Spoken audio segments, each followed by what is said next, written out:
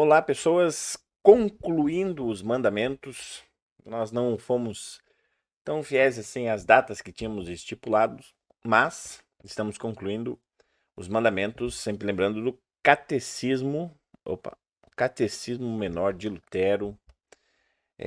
Cada mandamento foi feito uma aula, nós conversamos um pouco sobre ele e, e eu sempre deixo a dica para você usar o catecismo menor para instrução da sua própria família, para sua própria instrução.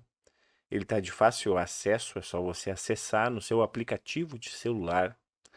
Você vai ter todo o material do Catecismo Menor, escrevendo lá na sua loja de aplicativos, simplesmente Catecismo Menor de Lutero.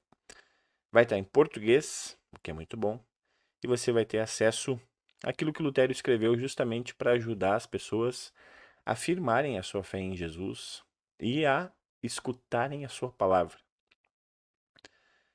Lá no texto de Deuteronômio, capítulo 5, versículo 9 a 10, quando Moisés descreve as palavras, as 10 palavras de Deus, ele faz uma conclusão.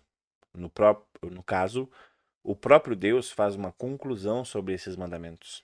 Ele vai dizer o seguinte: Eu, Senhor, teu Deus, sou Deus zeloso, que visito a iniquidade dos pais dos filhos até a terceira e quarta geração daqueles que me aborrecem, e faço misericórdia até 1000 gerações daqueles que me amam e guardam os meus mandamentos. É isso que Deus diz logo após ele entregar a Moisés as 10 palavras, ou os 10 mandamentos.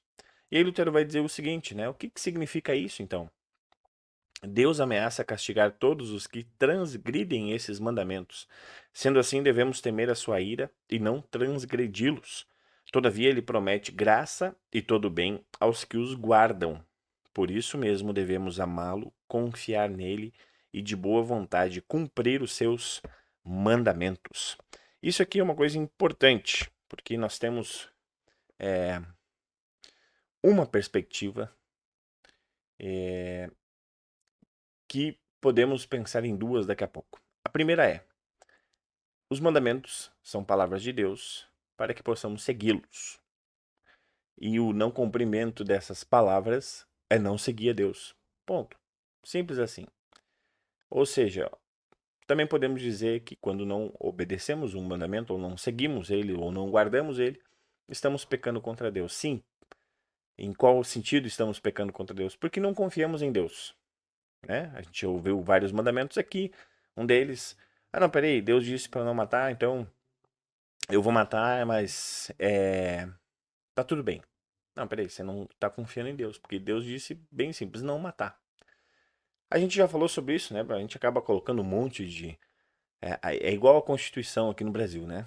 Tá lá a lei, mas aí tem um monte de artigo penduricalho que você nem sabe, às vezes, o que, que é realmente a lei, de tanta coisa que tem para justificar o decorrer dessa lei. Então aqui é bem simples, é não matar. Ah, mas foi em legítima defesa. Pá. Ah, mas é porque não sei o que. Não, pá. Não tem. Não tem meio termo, não tem justificativa. É isso e acabou. Esse é um ponto. E que a gente precisa sempre lembrar. Porque, como eu falei até numa das aulas que eu dei, senão a gente relativiza a palavra de Deus e tudo pode ser alterado. Tudo pode ser mudado.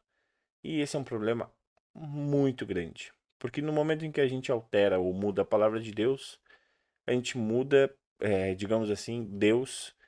A gente não faz. Até um livro que eu li esses dias, né? Reli, na verdade. A gente faz com que Deus não seja Deus. Porque a gente mudou a sua palavra. Então, nessa conclusão dos mandamentos, há essa lógica que não tem por que a gente ficar indignado, né? Ah, pera aí, Deus, quer dizer que o Senhor vai me amaldiçoar se eu não cumprir os teus mandamentos? Sim. Quer dizer que o Senhor vai me abençoar se eu cumprir os mandamentos? Sim. E qual que é a lógica nisso? Essas palavras de Deus é de um Deus zeloso, conforme ele mesmo diz aqui, é um Deus que quer cuidar. Então essas palavras de Deus não são para que ele seja mais Deus. Deus não vai ser mais Deus se nós obedecermos esses mandamentos. O que Deus quer é cuidar de nós com esses mandamentos. Por isso ele dá essas palavras, porque ele sabe que nós, por causa do pecado, não conseguimos cuidar de nós mesmos. Então ele entrega essa lei e diz: agora eu vou cuidar de vocês. Como eu sempre quis fazer, desde a minha criação. Mas vocês não quiseram.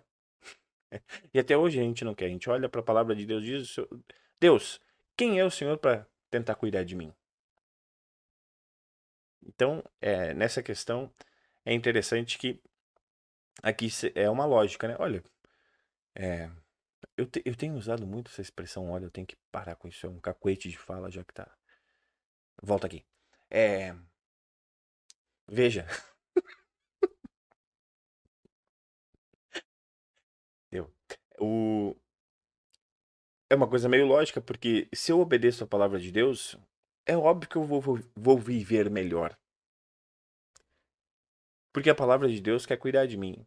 E se eu não obedeço essa palavra, é óbvio que eu vou ensinar isso para os meus filhos. E provavelmente os filhos deles vão ensinar isso, até que uma geração pare e ouça novamente a palavra de Deus. Por isso que Deus amaldiçoa 3, 4 gerações. Porque às vezes vai levar tempo para uma outra geração ouvir a palavra de Deus. Mas é importante, e por isso que o catecismo também, Lutero escreve ele, que aqueles que ouvem a palavra de Deus hoje ensinem os seus filhos a fazer isso. Só que a gente, num certo sentido, não está mais fazendo isso. E aí vem várias frases impactantes, né? Toda geração precisa ser evangelizada. E é óbvio que sim. Para que essas bênçãos continuem. Para que essas bênçãos da palavra de Deus continuem sendo colocadas na vida das pessoas. Mas como a gente vive num mundo de terceirização, uma sociedade de terceirização, é, na ve- os pais estão mais virando apenas um hotel, né? Os filhos vêm, dormem e depois todas as outras atividades são feitas fora da família. Bom, esse é um assunto bem longo. Mas a gente está terceirizando tudo, né? Educação, saúde física, alimentação, bem-estar, convívio entre a família. Até isso a gente consegue terceirizar. E o que dirá a igreja, né? A igreja tem virado, dentro dessa questão da terceirização, um último aspecto.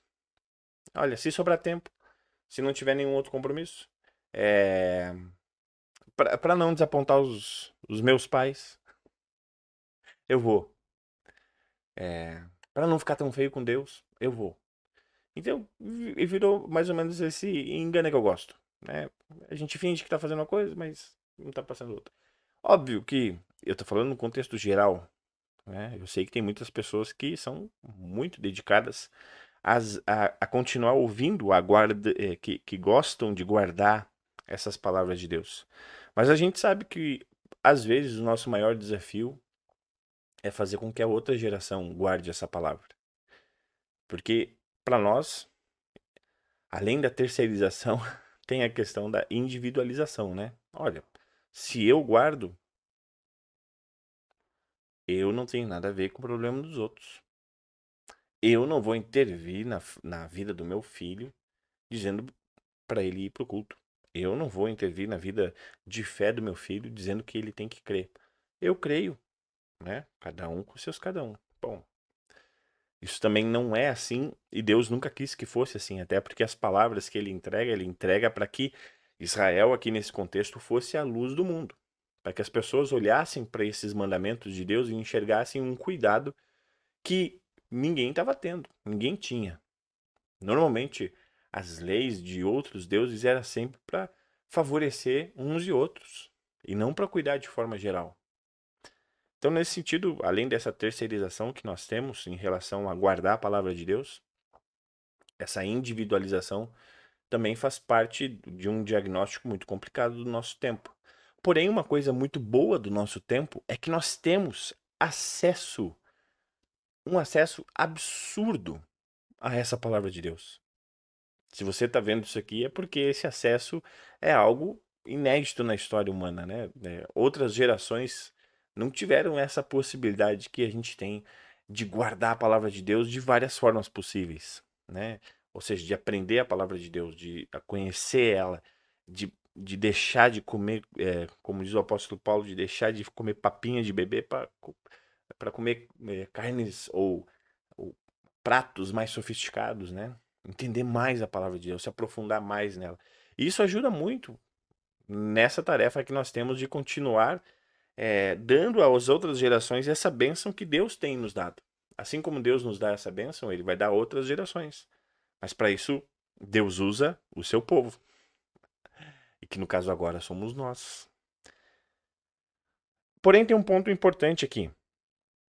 Lutero e nem o próprio texto bíblico dizem que em nenhum momento essa salvação total do ser humano, ou essa salvação do ser humano, ela vai se dar apenas pelo cumprimento desses mandamentos. Porque para o ser humano é impossível fazer isso. Deus sabe disso.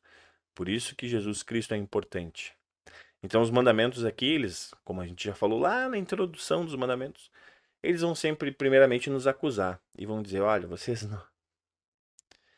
Eles vão dizer, vocês não conseguem cumprir esses mandamentos. Vocês precisam de alguém que cumpra no lugar de vocês.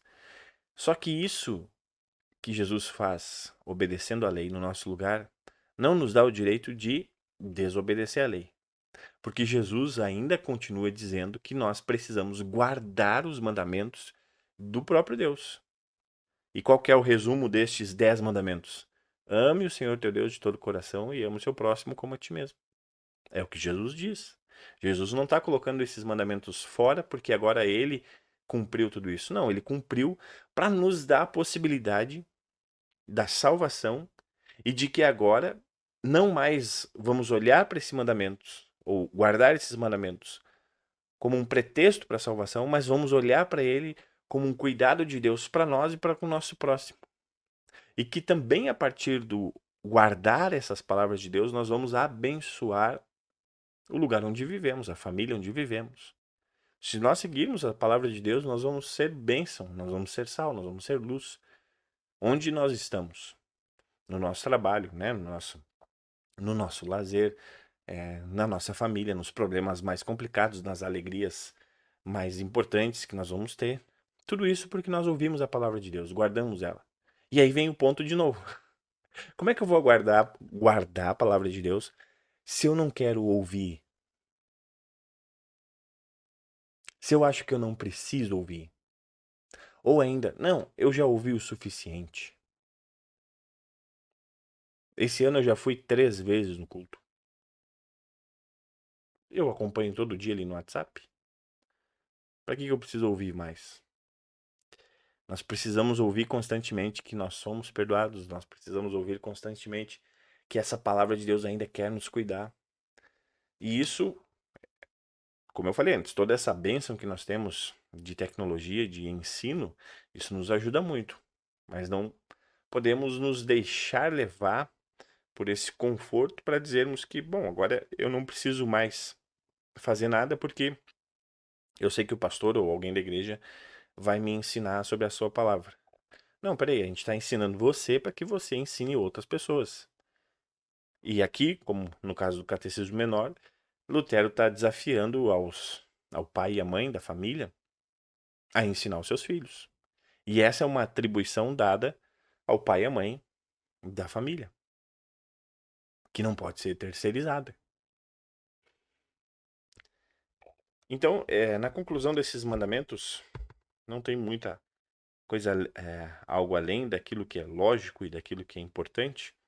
Mas nesse sentido, eu sempre faço o convite a você, crie esse momento de... Não precisa ser o catecismo menor, pode ser uma devoção em família. Mostre para os seus filhos como você gosta de guardar esses mandamentos. Ou como você gosta de guardar a palavra de Deus. Mostre para quem você quer, não precisa ser para os seus filhos, se você não tem filhos, pode ser para pessoas que você tenha um sentimento, um desejo no seu coração de que elas também participem da igreja, que elas também sejam cristãs.